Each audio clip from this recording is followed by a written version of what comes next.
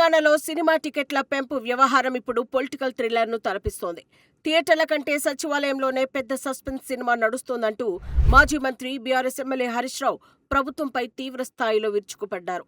ఒక పక్క సినిమాటోగ్రఫీ మంత్రిగా ఉన్న కోమటిరెడ్డి వెంకటరెడ్డి టికెట్ల పెంపు జీవోలతో నాకేం సంబంధం లేదు, ఆ ఫైళ్లు నా దగ్గరికి రాలేదు అని చేతులెత్తేయడం, మరోపక్క రాత్రికి రాత్రే జీవోలు విడుదల కావడంపై హరీష్ రావు అనుమానాలు వ్యక్తం చేశారు. అసలు ఈ ప్రభుత్వాన్ని నడిపిస్తుంది ఎవరు? తెర వెనుక ఉన్న ఆ రాజ్యాంగేతర శక్తి ఎవరు అంటూ ఆయన నిలదీశారు. హీరోల రాజకీయ వ్యాఖ్యలను మనసులో పెట్టుకుని ప్రభుత్వం కక్ష సాధింపు చర్యలకు పాల్పడుతోందని ఆయన సంచలన ఆరోపణలు చేశారు.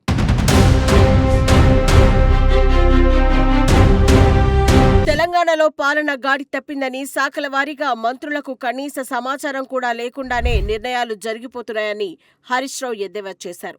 నిన్న సినిమాటోగ్రఫీ మంత్రి కోమటిరెడ్డి వెంకటరెడ్డి చేసిన వ్యాఖ్యలపై ఆయన స్పందిస్తూ, ఒక కేబినెట్ మంత్రికి తెలియకుండానే ఆయన శాఖలో ఇంత పెద్ద నిర్ణయం జరిగిపోతూ ఉంటే అసలు ఈ ప్రభుత్వాన్ని నడిపిస్తుంది ఎవరు? ఉంటే అది ఎవరి కంట్రోల్లో ఉంది అని ప్రశ్నించారు. ఐటీ మంత్రిని నేనే, సివిల్ ఏవియేషన్ మంత్రిని నేనే అని చెప్పుకునే కోమటిరెడ్డి ఇప్పుడు తన శాఖలో ఏం జరుగుతుందో తెలియదంటే ఆ పరిస్థితి చూసి జాలేస్తోందని సెటైర్లు వేశారు. శాఖ ఒకరిదైతే పెత్తనం మరొకరిదని, జీవోలు ఇచ్చేది ఇంకొకరని ఆయన మండిపడ్డారు.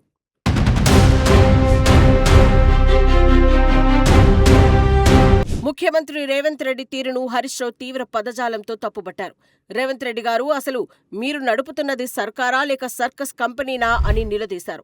గతంలో అసెంబ్లీ సాక్షిగా సీఎం రేవంత్ రెడ్డి మాట్లాడుతూ, నేను ఈ సీట్లో ఉన్నంతకాలం టికెట్ రేట్ల పెంపు ఉండదు, బెనిఫిట్ షోలు ఉండవు, ఎవరికీ స్పెషల్ ప్రివిలేజ్ ఇవ్వం అని మైక్ పట్టుకుని ఊదరగొట్టారని హరీష్ రావు గుర్తు చేశారు.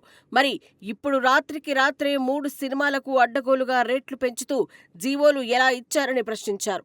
అసెంబ్లీలో అబద్ధాలు ఆడటం రేవంత్ రెడ్డికి వెన్నెతో పెట్టిన విద్య అని, సినిమా టికెట్ల విషయంలోనూ ప్రజలను, సభను తప్పుదోవ పట్టిస్తున్నారని మండిపడ్డారు.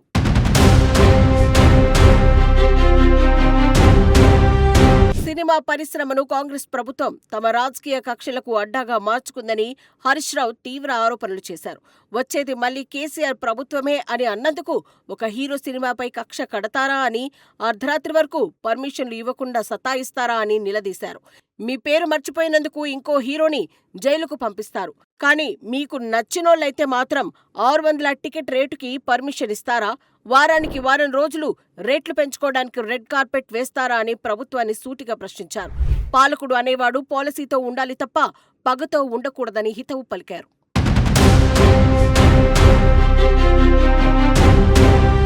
ప్రభుత్వంలో ఒక రాజ్యాంగేతర శక్తి తయారైందని, మొన్న ఎన్నికల్లో ఓడిపోయిన ఆ వ్యక్తే ఇప్పుడు తెర వెనుక ఉండి సినిమా టికెట్ల రేట్లను శాసిస్తున్నారని హరీష్ రావు సంచలన ఆరోపణలు చేశారు. ఆ కనిపించని శక్తి ఎవరో, ఒక్కో సినిమాకు కమిషన్ల రూపంలో ఎన్ని కోట్లు వసూలు చేస్తున్నారో త్వరలోనే బయట పెడతామని హెచ్చరించారు.